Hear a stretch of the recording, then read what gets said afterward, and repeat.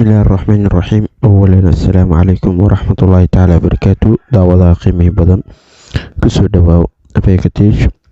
Fadlan janaalka dadku cusub tahay subscribe saar, sidaas lamid ah muuqaalkana loo garay asxaabtaaduna la sii wadaag.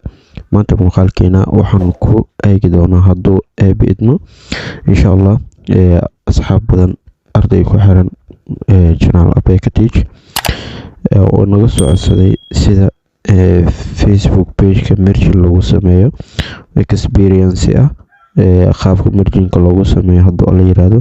maanta muuqaalkeena diiradda halkaas baan ku saari doonaa muuqaalku faahfaahsan isla daabno isna bilaabno insha Allah.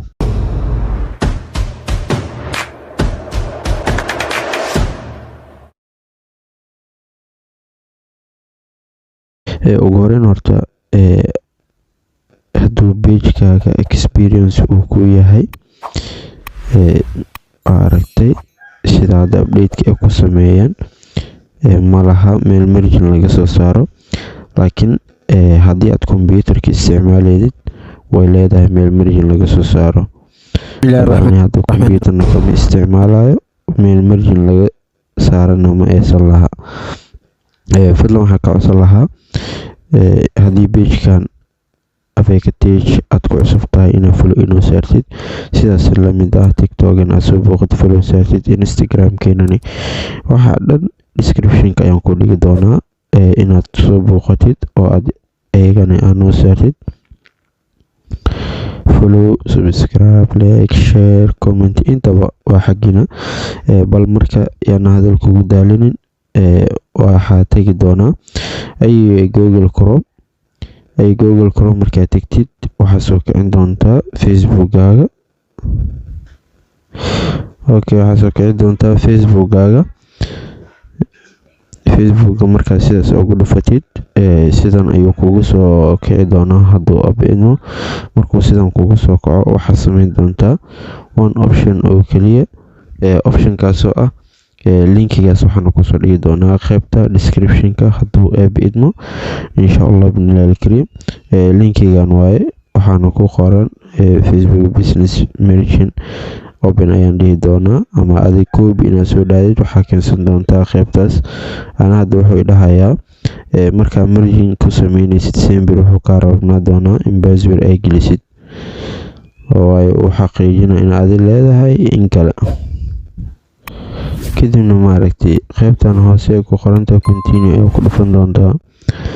continue markaa ku dhufatid waa kana option-ka u baahneed hadduu noo soo saaray oo ah source page iyo destination page-ka oo aad rabtid inaad lagugu diro iyo page-ka aad rabtid inaadan delete gelin. kan hadda inta ku qoro Abeka ku qoro midka labaad ayaan u baahanaa inaan iska delete tiro. kan waxaan dhihi doonaa Abekatich midkaas ayaan gelin doonaa. labada markaa sidaan u sameeyo, laakiin waa inaad qoraalkana akhrisaa. must be represented the same things and have identical names. waa isku magac inay noqdaan, wax walba inay same ku wada noqdaan. marka waxaa dhihi doontaa ana hadda inuu iga soo diiday ogahay, kadibna continue ayaan dhihi doonaa. waa isku magac ma ahan, laakiin sida markuu ku soo qabto qaybtan hoose ku qoran tahay submit ayaan taaban doontaa.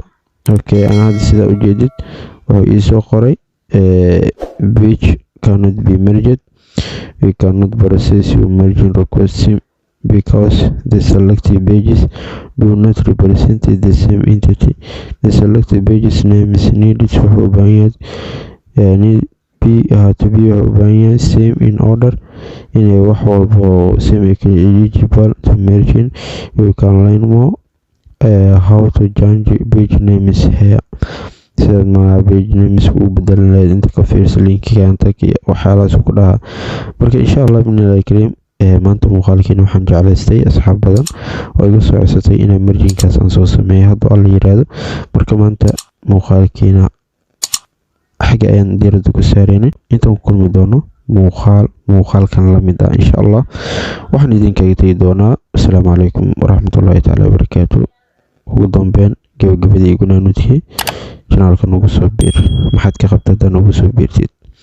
subscribe saado, like garay, share, comment iyo xagaaga waqtigaagana ka faa'iideyso inta dhalinyarada tahay